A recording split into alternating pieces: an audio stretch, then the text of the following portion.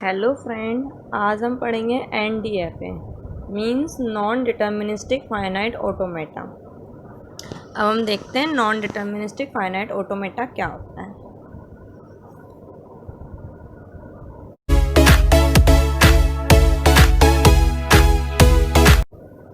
जैसे कि हम डिटर्मिनिस्टिक फाइनाइट ऑटोमेटा पढ़ते हैं मतलब DFA, तो उसमें क्या होता है, हमें पता होता है कि हमें एक स्टेट से अगर हम कोई इनपुट दे रहे हैं तो हमारी नेक्स्ट स्टेट क्या मिल रही है। सिंगल इनपुट मिलता है इसमें हर स्टेट पे, तो हमें पता रहता है कि एक स्टेट से हम इनपुट देने पे दूसरी स्टेट कौन सी मिलेगी। ये होता है हमारा DFA में। बट जो NDFA होता है उसमें क्या होता है, हमारे मतलब से हम इनपुट देते हैं तो सिंगल इनपुट नहीं होता है, इसमें आप मल्टीपल इनपुट्स दे सकते हो और उन मल्टीपल इनपुट के साथ आप मल्टीपल स्टेट पे जा सकते हो। जैसे कि देखो, यहाँ पे हमने Q0 पे 0 दिया तो हम Q0 पर ही हैं, और 0 देने पे हम Q2 पे भी जा रहे हैं, 1 देने पे हम Q1 पे भी जा रहे हैं और 1 देने पे हम Q3 पे भी जा रहे हैं। तो इसमें क्या होता है, हमारे जो ट्रांजिशंस होते हैं इनपुट देते हैं वो मल्टीपल्स रहते हैं, इसमें फिक्स नहीं रहता, हमें पता नहीं रहता कि हमने जो इनपुट दिया है उसके बाद हमें कौन सी स्टेट मिल रही है। उसमें हमें स्टेट कोई सी भी मिल सकती है, 3, 4, 5, 6 कोई सी भी। बट जो हमारा DFA होता है उसमें हमें पता रहता है कि हम 0 इनपुट दे रहे हैं तो हमारी नेक्स्ट स्टेट यही होगी, हम 1 दे रहे हैं तो नेक्स्ट स्टेट यही होगी। ये हमारा DFA में कंफर्म रहता है, पर NDFA में ऐसा नहीं होता। अब हम NDFA की डेफिनेशन देखते हैं। देखिए, DFA और NDFA की डेफिनेशन सेम रहती है। Q, सिग्मा, Q0, डेल्टा और F। Q क्या होता है, जो टोटल नंबर ऑफ स्टेट होती हैं, जितनी भी स्टेट होती है हमारी सारी total number of state. Sigma input alphabet, जो भी हम इनपुट में दे रहे हैं, 0, 1, ABCD जो भी दे रहे हैं। Q0 मतलब होता है हमारा इनिशियल स्टेट, जो स्टार्टिंग स्टेट होती है। डेल्टा मतलब ट्रांजिशन फंक्शन। ट्रांजिशन फंक्शन क्या होता है कि हम ये एरो लगा हुआ है यहाँ पे, नीचे आ गया हुआ है। तो ट्रांजिशन फंक्शन से क्या होता है, हमें ये पता चलता है कि हम ट्रांजिशन करते हैं तो हमें ये पता चलता है हम कितनी स्टेट पे जा रहे हैं। जैसे कि हम इसमें जब ट्रांजिशन करते हैं तो हम एक इनपुट के साथ मल्टीपल स्टेट पे जाते हैं। 2 की पावर Q मतलब मल्टीपल स्टेट, ठीक है। और F मतलब फाइनल मतलब हमारा डबल सर्कल, जहाँ पे भी हमारा डबल सर्कल लगा होता है वो हमारी फाइनल स्टेट होती है। और मैंने आपको जब DFA पढ़ाया था तो उसमें मैंने यहाँ पे जो ये सिग्मा है, यहाँ पर जो ये सिग्मा है इसकी जगह मैंने वहाँ पे आपको एप्सिलॉन पढ़ाया था। मीन्स दैट कि मैंने एक बुक में यहाँ पे एप्सिलॉन देखा हुआ था तो मैंने वही लिख दिया था। बट आप हमेशा सिग्मा का यूज़ करना, क्योंकि सिग्मा क्या होता है हमारा, नॉर्मली आप कहीं भी पढ़ोगे कहीं भी तो आपको सिग्मा ही मिलेगा, एप्सिलॉन नहीं मिलेगा। एक आधी कोई बुक होगी जिसमें शायद आपको एप्सिलॉन मिल जाए, नहीं तो सिग्मा ही मिलेगा, क्योंकि इसकी डेफिनेशन में सिग्मा ही आता है।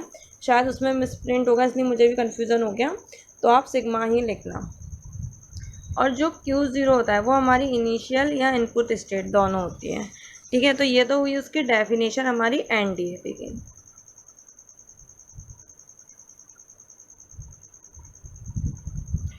ठीक है, अब हम इसका एक एग्जाम्पल देखते हैं। देखिए, कंस्ट्रक्ट NFA, इसे NFA भी बोलते हैं और NDFA भी बोलते हैं। NFA that accept set of all string that end with 1। जो हमने DFA में पढ़ा था उसमें क्या था, 0 था हमारा, इसमें क्या है हमारा 1 है। तो हमें ये पता है कि 1 से हमें एंड करना है। तो हमने क्या करा, हमें इनपुट पता है 0 और 1, हमारी जो लैंग्वेज मतलब 1 से एंड करना है तो सिंगल 1 तो हमारा आएगा ही आएगा। फिर हम क्या ले सकते हैं, 0, 1 भी ले सकते हैं क्योंकि 1 से एंड हो रहा है। फिर हम 1, 1 भी ले सकते हैं क्योंकि 1 से एंड होना चाहिए। फिर हम मैनी टाइम्स 0, 0, 0 लेके फिर लास्ट में 1 ले सकते हैं क्योंकि 1 से एंड होना चाहिए। सिंपल बात ये है, मतलब जो 1 आएगा उससे हमें फाइनल स्टेट मिल जानी चाहिए। तो हमने क्या करा, Q0 से स्टार्ट करा, ये Q0 है, Q0 से स्टार्ट करा, 1 दिया और हमने फाइनल पे पहुंचा दिया Q1 पे। जो NDFA होता है उस पर ज़रूरी नहीं है कि हमें हर स्टेट पर ही ट्रांजिशन देना है। जैसे हमारा DFA था उस पर क्या था, हमें हर स्टेट पर ट्रांजिशन देनी होती थी तो हम एक डेड स्टेट बना देते थे। बट इसमें ऐसा नहीं है कि आपको हर स्टेट पर ट्रांजिशन देनी हो, आपको इस पर जिस पर ज़रूरत हो उसी पर ट्रांजिशन देना है। तो हमने क्या करा, 1 दे दिया। 1 क्यों दे दिया, क्योंकि हमें 1 से ही फाइनल स्टेट पर पहुँचना है। तो हमने 1 को फाइनल स्टेट में पहुंचा दिया। अब हमारा जो Q0 है उस पर हमने 0 और 1 का लूप लगा दिया। क्यों? क्योंकि मान लो 0 आया और फिर 1 आया हमारा, तो भी कोई दिक्कत नहीं है, 1 से एंड हो रहा है। मान लो फिर 1 और 1 आया तो भी कोई दिक्कत नहीं है, क्योंकि 1 से एंड हो रहा है। फिर कितने भी टाइम 0 0 1 0 कितने भी टाइम आ जाए, पर लास्ट में हमारा जो ये है वो हमारा 1 ही आएगा, तो ये हमारा एक्सेप्ट हो जाएगा। इसका मैं एक और एग्जांपल बताती हूँ आपको।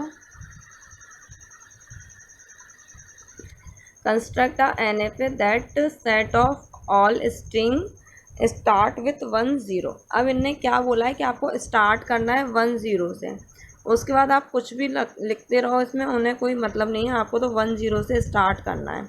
तो हमें इनपुट मिल गए 0 और 1। अब हम जब लैंग्वेज बनाएंगे तो सबसे पहले तो हमें 1 0 ही मिल जाएगा। जो आपका यहाँ लिखा होता है ना, आपकी लैंग्वेज में सबसे पहला वर्ड वही आता है।